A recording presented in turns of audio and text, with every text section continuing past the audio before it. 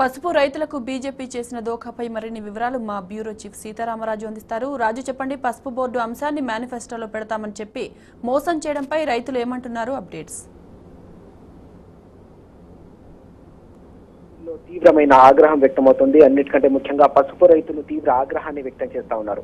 ఇటీవలి కాలంలో నిజామాబాద్ జిల్లాలో ఎన్నికల సందర్భంగా ప్రచారం కోసం వచ్చిన బీజేపీ అగ్రనేతలందరూ కూడా తమ మేనిఫెస్టోలో పసుపు బోర్డును పేర్కొంటాం, తప్పకుండా మేనిఫెస్టోలో పసుపు బోర్డు ఏర్పాటుకు సంబంధించిన అంశాన్ని ప్రస్తావిస్తాం, తప్పకుండా పసుపు బోర్డును ఏర్పాటు చేస్తామని హామీ ఇచ్చారు. కానీ ఈ రోజు ఏదైతే బీజేపీకి సంబంధించిన మేనిఫెస్టో విడుదలైందో ఆ మేనిఫెస్టోలో ఎక్కడా కూడా ఈ ప్రస్తావన లేకపోవడం అనేది పసుపు రైతులను తీవ్ర ఆగ్రహానికి గురి చేస్తుంది.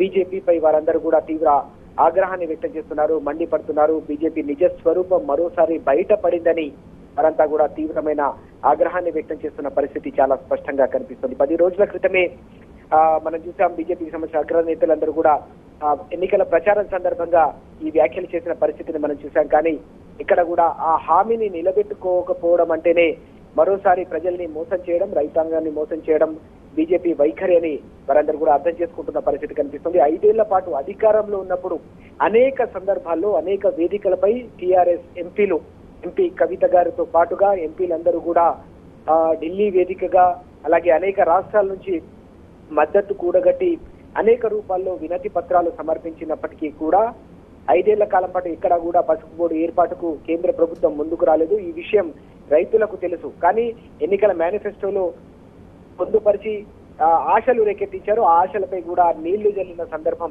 కనిపిస్తుంది. ఈ క్రమంలోనే బీజేపీ వైఖరిపై ఈ రోజు నిజామాబాద్ వ్యాప్తంగా ఉన్న పసుపు రైతుల ఆగ్రహం మరింత కట్టలు పెంచుకున్నట్టుగా కనిపిస్తోంది.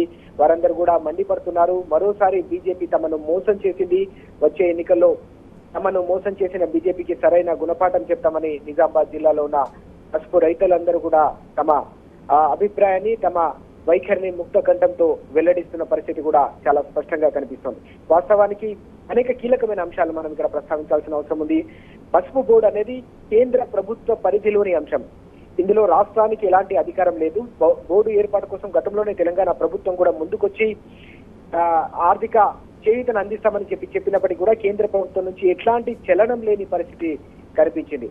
ఎంపీ కవిత గారు గతంలో అనేక సందర్భాల్లో ఏకంగా కేవలం కేంద్ర ప్రభుత్వం వైపు కాకుండా, కేంద్ర ప్రభుత్వం దగ్గరే కాకుండా అనేక రాష్ట్రాలకు సంబంధించిన మద్దతును కూడా కూడగట్టేందుకు ప్రయత్నాలు చేశారు. ఆ ప్రయత్నాలన్నీ కూడా రైతుల స్మృతి పదంలో ఉన్నాయి. రైతులకు తెలుసు, రాష్ట్రానికి సంబంధించిన రైతులకు తెలుసు. అన్నిటికంటే ముఖ్యంగా పసుపు బోర్డు కోసం ఆందోళన చేస్తున్న రైతాంగానికి అందరికీ కూడా ఆ విషయాలన్నీ కూడా తెలుసు. కానీ ఎక్కడ కూడా అవి అమలు చేసేందుకు కేంద్ర ప్రభుత్వం మనసు లేకపోవడంతో కేంద్ర ప్రభుత్వం వాటిని మంజూరు చేయని పరిస్థితి, ఇప్పుడు కూడా నిలువున మోసం చేసిన పరిస్థితి మనం చూసాం.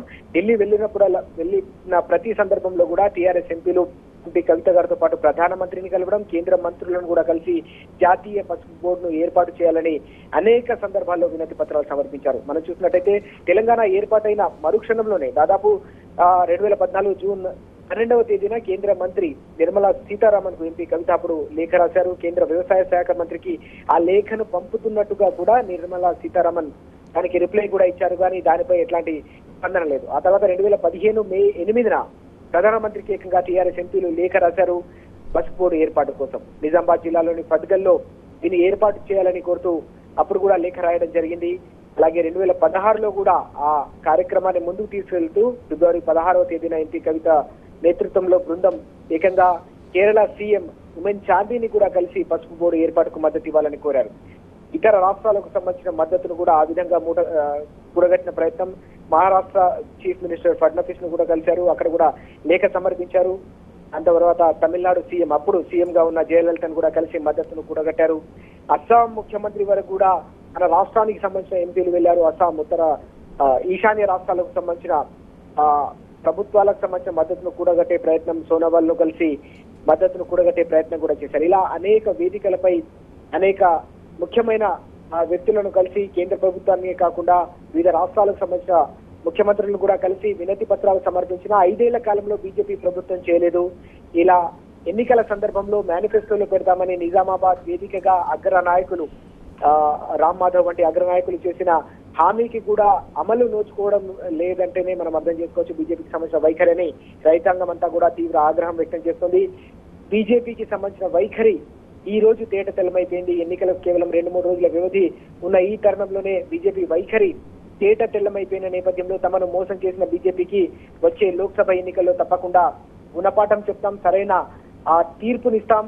నిజామాబాద్ వేదికగా జరగబోతున్న లోక్సభ ఎన్నికల్లో తమ వైఖరిని స్పష్టం చేస్తామని పసుపుకు సంబంధించిన పసుపు రైతులందరూ కూడా తమ ఆగ్రహాన్ని వ్యక్తం చేస్తున్నారు. పసుపు బోర్డు ఏర్పాటు కలను 5 ఏళ్ల పాటు ఎక్కడా కూడా సాకారం చేసే ప్రయత్నం చేయని బీజేపీ మరోసారి మేనిఫెస్టోలో ఆ అంశాన్ని పొందుపరచకుండా మోసం చేసిందనే ఆగ్రహం ఇప్పుడు నిజామాబాద్ కు సంబంధించిన పసుపు రైతులు స్పష్టంగా కనిపిస్తోంది. మరోవైపు తప్పకుండా రానున్న రోజుల్లో ఏర్పడేది ఫెడరల్ ఫ్రంట్ ప్రభుత్వమే కాబట్టి ఫెడరల్ ఫ్రంట్ ప్రభుత్వంలో తప్పకుండా పసుపు బోర్డును సాధించి తీరుతామని ఎంపీ కవిత ఇచ్చిన హామీ కూడా వారిలో ఒక కొత్త విశ్వాసాన్ని నింపుతోంది. పసుపు రైతుల్లో ఒక కొత్త ఉత్సాహాన్ని నింపుతోంది. తప్పకుండా ఫెడరల్ ఫ్రంట్ ఏర్పాటైతేనే ఇది సాధ్యమవుతుందన్న నమ్మకం కూడా వారిలో వ్యక్తమవుతుంది. ఎందుకంటే 5 ఏళ్ల పాటు అధికారంలో ఉన్న బీజేపీ ఎక్కడ కూడా ఆ హామీ అమలు చేయలేదు. ఇప్పుడు మేనిఫెస్టోలో కూడా పొందుపరచలేదంటే మరోసారి మోసం చేసిందనే విషయం కూడా స్పష్టమైన నేపథ్యంలో గతంలో కాంగ్రెస్ నేతృత్వంలో ఉన్న యూపీఏ ప్రభుత్వాలు మోసం చేశాయి.